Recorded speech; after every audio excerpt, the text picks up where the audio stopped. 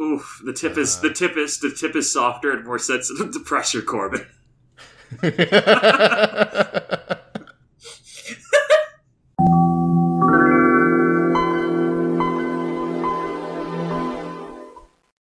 Welcome to Tech Tales. I'm Corbin Davenport. And I'm Evan Hirsh. And today we're starting another mini-series. We're talking about the Samsung Galaxy Note 7, which was that exploding Samsung phone from a couple years ago that people like to make jokes about and then kind of forgot about. I want to rewind a little bit and talk about where the Galaxy Note series came from and how it reached the point it did with the Note 7 release. So the first Galaxy Note was introduced in October of 2011.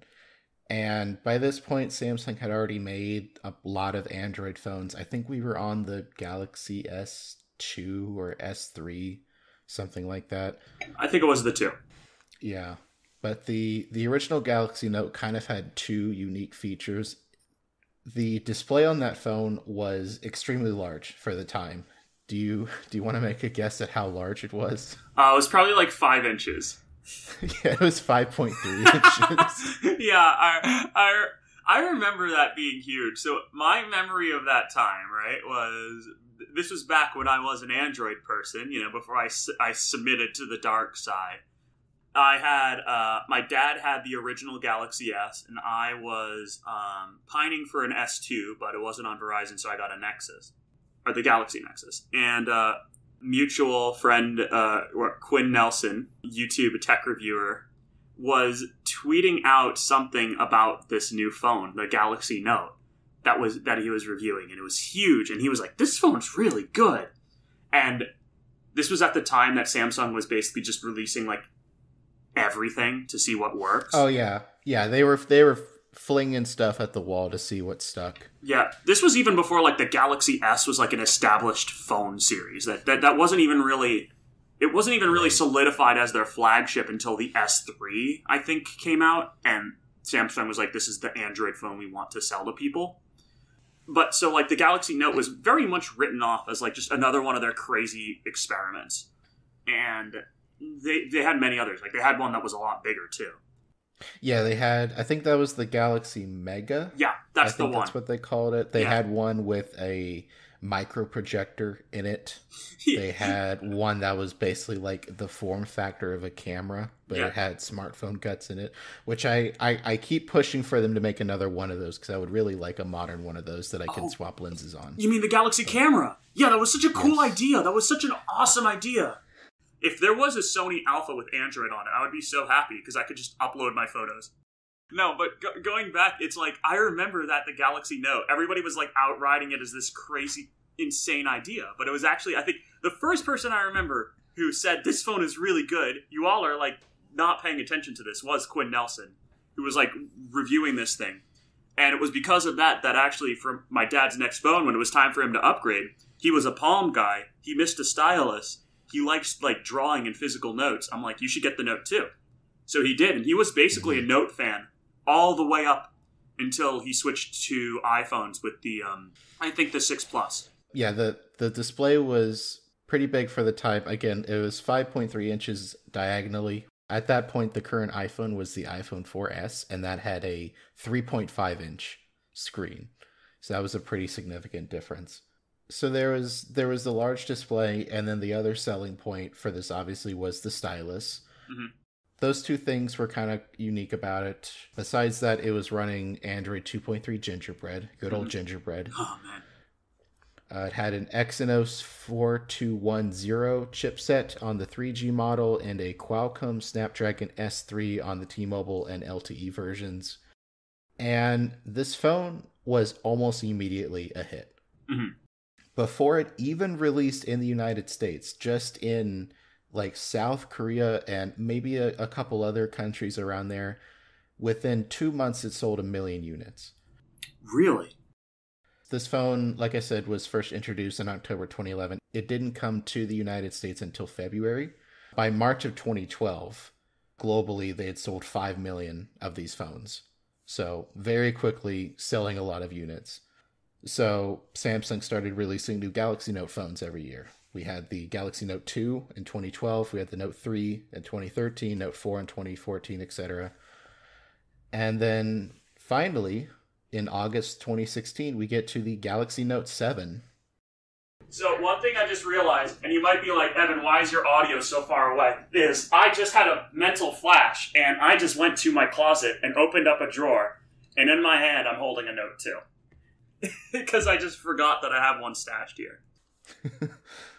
Why don't you describe it to the class? Okay. Paint a word picture for us, because this is an audio medium. Right. So imagine like the cheapest feeling device you could possibly think of. Like, listen to this. I'm gonna flick the back. When you tap the back, the front vibrates. The camera is about as small as like a flip phone from like 2008. The stylus is almost an identical, like, it looks... The stylus is still pretty cool. Anyways, on to the Note 7. Yes, on to the Note 7. The Galaxy Note 7 was announced in August of 2016. They actually skipped the number 6. There was no Galaxy Note 6 because they wanted to sync up the numbers with the Galaxy S series. So, like, you'd have the S8 and the Note 8 come out in the same year, and that would probably make things easier for people to understand. So this phone was very heavily based on the Galaxy S7, which had come out earlier that year. It had a similar metal and glass frame to that phone. It had IP68 water resistance, which was kind of new and cool at the time. That is. In most countries, it had an Exynos 8890 chipset. In the United States and a few other places, it had a Qualcomm Snapdragon 820. It had 4 gigs of RAM. It had a 5.7-inch curved AMOLED screen. Wow, big. It had a 12-megapixel rear camera. It had Android 6.0 Marshmallow. Also, this was the first Samsung phone with a USB Type-C port. That was the one? Really? And what year? That was 2016. We're in August 2016. So, kind of cool phone. And what we're going to do now is watch part of the Note 7 announcement event from New York. Ooh. Oh, yeah. I think I remember this one. All right. Just let me know when to start it. Go on 3, 2, 1, go.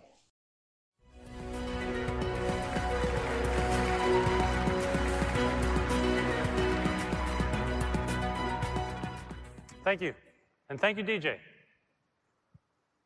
5 years ago, we saw a growing need for a phone that would let you do more. And when we introduced the first ever Galaxy Note, there was nothing like it. It was designed for achievers and pioneers, people who needed a larger canvas for their boldest ideas, and a pen that could bring them to life. Now, as we've evolved, the Note series has evolved right alongside us, culminating with the astounding Note 7, a smartphone that truly thinks big. And this evolution starts with design. And with the Note 7, we drew inspiration from our flagship devices, starting with the S7 Edge. We wanted to add a dual curved screen, which has been praised for its elegance and its ergonomics. But adding dual curves to the Note 7? Not so easy. If you bend them too close to the edge, you risk cracking the glass. If you bend it too far from the edge, you reduce the S Pen's writing surface. We had to find that perfect balance to define that perfect curve. So using an advanced 3D thermoforming process with Gorilla Glass 5, that's exactly what we achieved.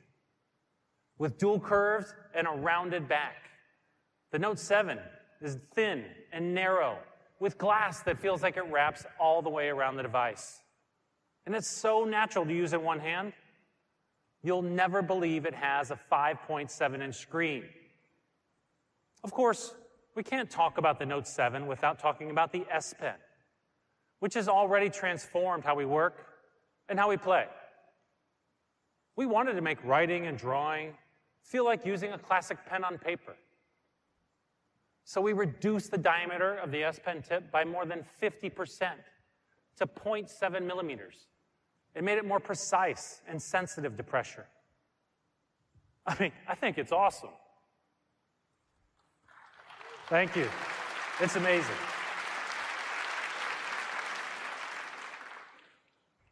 Of course, working smarter is not just about what you can do, it's also about where you can go. You should be able to take your Note 7 anywhere, even water. So our engineers went to work, sealing the S Pen from top to bottom, creating the first ever Note that's water and dust resistant.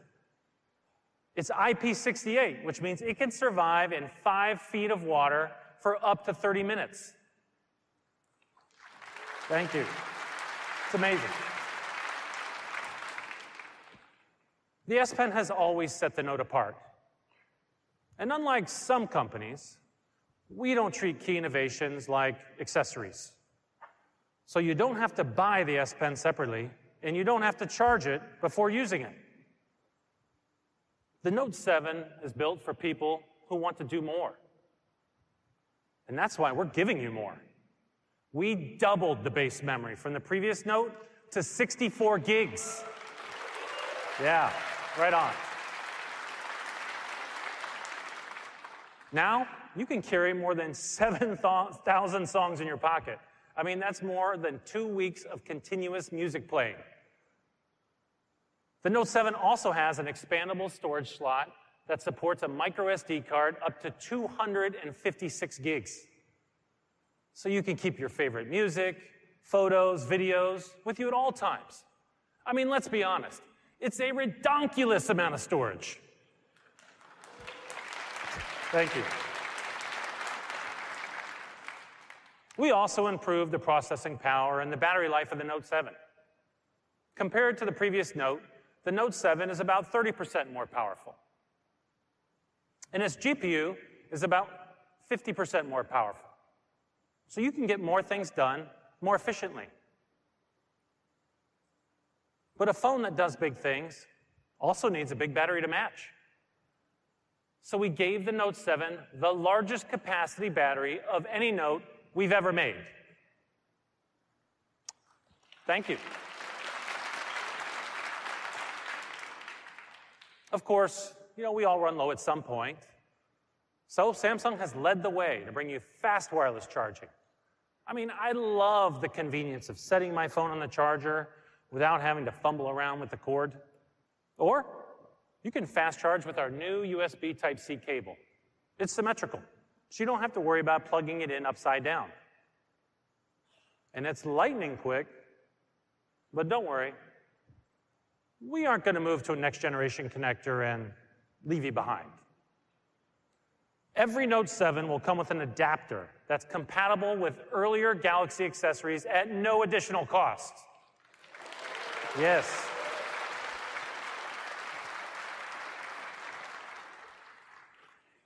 Do you want to know what else it comes with? An audio jack. I'm just saying.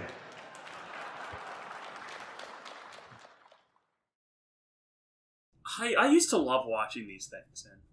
So besides maybe a little bit of a weird and uncomfortably silent presentation, does this make you excited for the Note 7, Evan?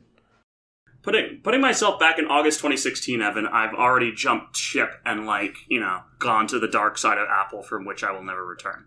Putting myself maybe 2 years earlier, Evan, this is a dream Android phone. This has everything I want. This has a connector that isn't garbage. And I already loved the Note series as a concept. This is around the time I still liked big phones. So if you basically released this and I wasn't already set on an iPhone, this would be my Android phone. No question. The battery, the camera, the hilarious, parts where this man just pauses and doesn't say anything for about 5 seconds and no one claps. All these things absolutely sold me on this phone. So that was the reveal event. When the Galaxy Note 7 is released, it gets mostly positive reviews. I'm going to read a few of these reviews I found. Matt Swider for TechRadar said, quote, In an ideal scenario in which money isn't an issue, this is the feature-packed phone that is a top performer. It won't let you down in day-to-day use. However, if you don't see yourself using the S Pen after the 1-month honeymoon phase, or can't handle a phone with a 5.7-inch display, then stick to the 5.5-inch S7 Edge or the more hand-friendly 5.1-inch S7. They have the same bright Super AMOLED displays, specs, and cameras that haven't been beat so far in 2016. Quote. I love that can't handle a 5.7-inch phone. I can't even find a 5.7-inch phone anymore. I've been rocking a 13 Pro this year. The iPhone 13 Pro. How big is that? The screen size... 6.1 inches. Yeah. But, I mean, okay, to be totally... Okay, no, wait a minute, this is...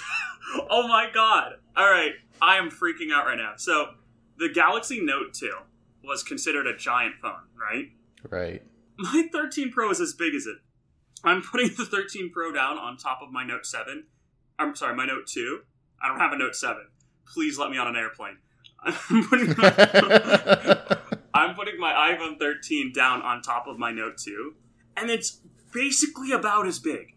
That's the difference here that is worth mentioning, like, while we're making all these jokes, is that the screen sizes are bigger, but they've sort of taken over the entire front of the display. And also, when you measure screens diagonally, that's not taking into account the fact that, like, phones are pretty much the same width as they were at this time. They're just taller. Exactly. This was a generational gap that smartphones made multiple years prior. Samsung kind of started with their edge-to-edge thing. They're a display company as well. They really wanted to show that off in their smartphone portfolio. And then Apple kind of like followed suit with the iPhone 10. And it was basically, so a lot of phone screens got bigger and the physical phones more or less remained the same. So my iPhone 13 Pro, 6.1 inch screen compared to the, I don't know how big the screen of the Note 2 is, even though it's the same size. So screen size does not equal giant phone size. Right. So moving on to Ron Amadio at Ars Technica, who I've met in person and is very nice. He said, quote, "The Note 7 really does nothing to justify its $850 price tag.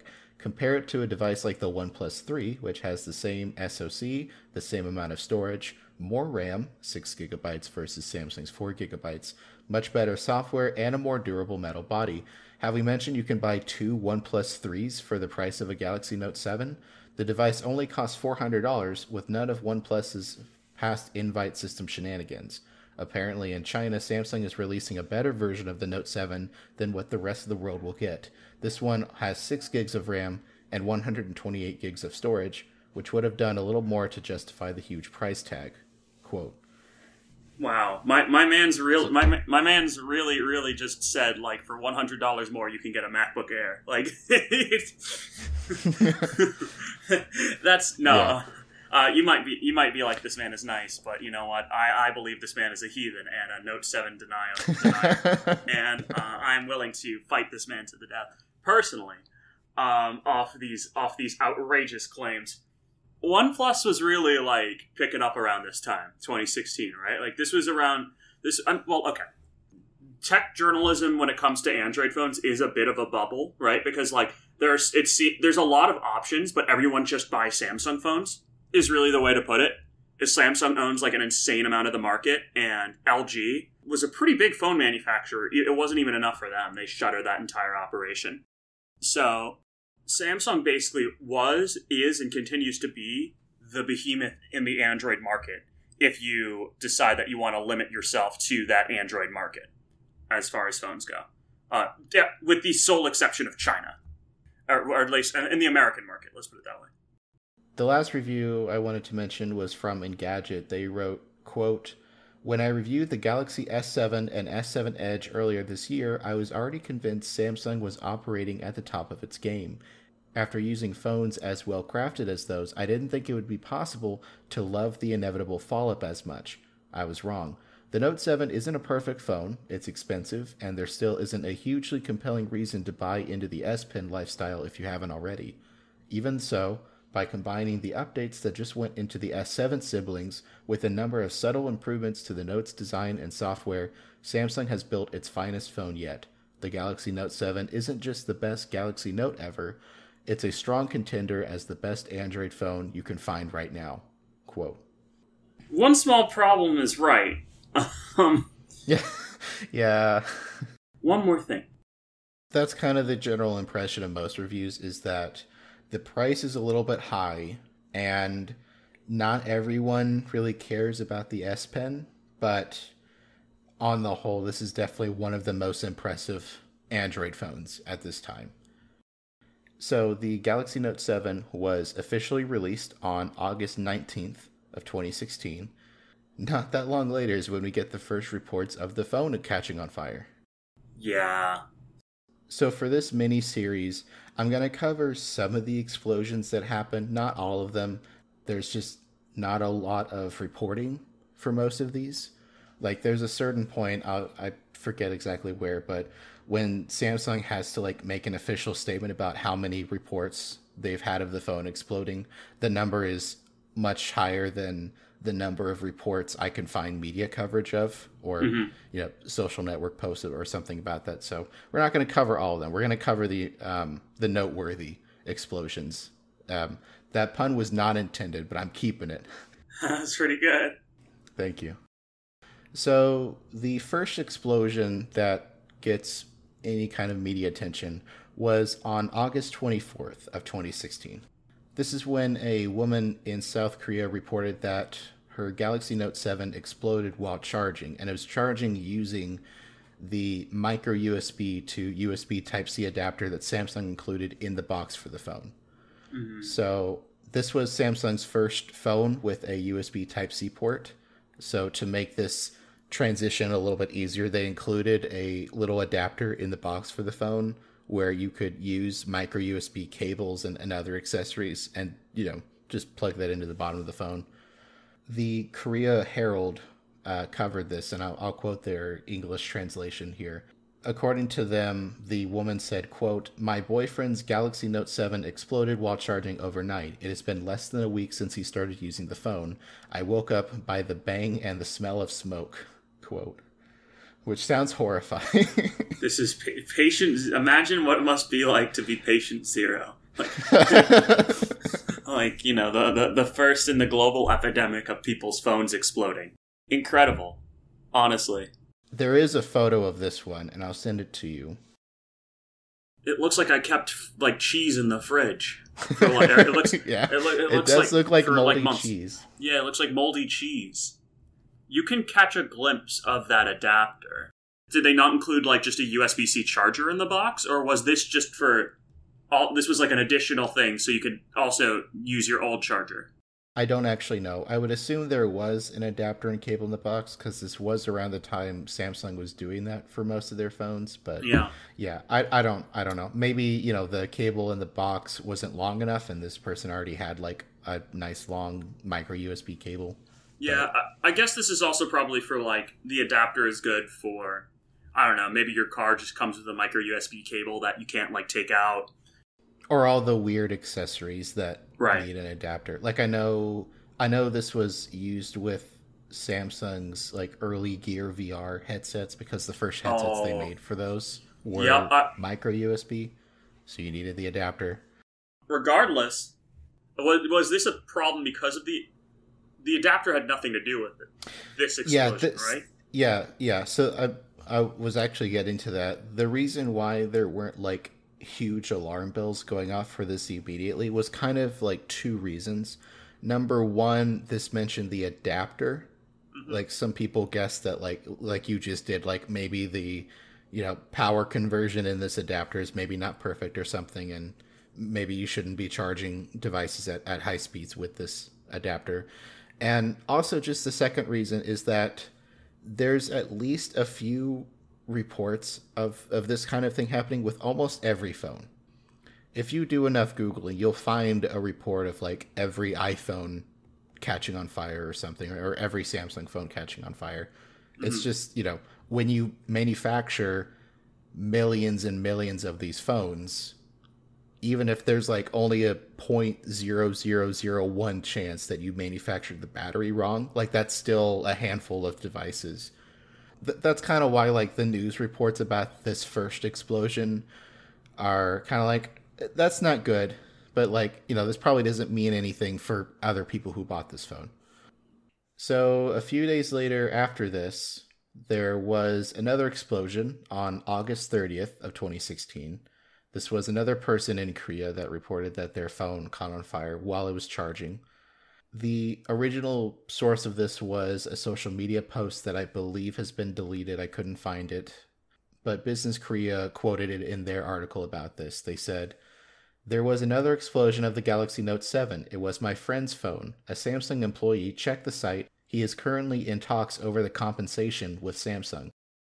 At this point, I would assume that like Samsung's alarm bells internally are ringing, right? Yeah, probably. The rapid fire of these events is what changes everyone's tone to be like, oh, something's wrong here. This doesn't normally happen. Yeah. So that very same day, there's another explosion. I think I need like a sound effect for these explosions. Oh yeah. Oh man, I'll find something good. Hold on. Okay. All right. Let's do yeah, use this one. Okay, send it. What is this? Super Mario 64 explosion sound effect. Yeah, that's good. I'll use that one. Okay, cool. Yeah. Yeah, but anyways, back to the show. Yeah, back to the show. So this report, again, was the same day as that other one on August 30th. This comes from another social media post in Korea. This one didn't mention if the phone was charging or not. That was the consistent variable with the other two reports. So again, that social media post, I couldn't find it. I think it's gone. But I'll read a translation of it. It said, quote, "One of the female employees at our company had her Galaxy Note 7 burn up like that picture on the internet. It was on the company cafeteria table. She called the Samsung Service Center and 119, which is the emergency response number, and they came right away to collect it." Uh-huh. So not good. Sometime between August 28th and August 31st, there wasn't a precise time frame here, but somewhere around that time, Samsung reportedly suspended shipments of the Galaxy Note 7 while it investigated the explosions. Mm-hmm. And then finally on September 1st of 2016, Samsung officially announces a global recall. So this phone has been out for less than a month and it's getting recalled. Wow. Less than a month. So I'm going to read their recall statement. They said, quote, "Samsung is committed to producing the highest quality products and we take every incident report from our valued customers very seriously. In response to recently reported cases of the new Galaxy Note 7, we conducted a thorough investigation and found a battery cell issue. To date, as of September 1st, there have been 35 cases that have been reported globally, and we are currently conducting a thorough investigation with our suppliers to identify possible affected batteries in the market. However, because our customer safety is an absolute priority at Samsung, we have stopped sales of the Galaxy Note 7.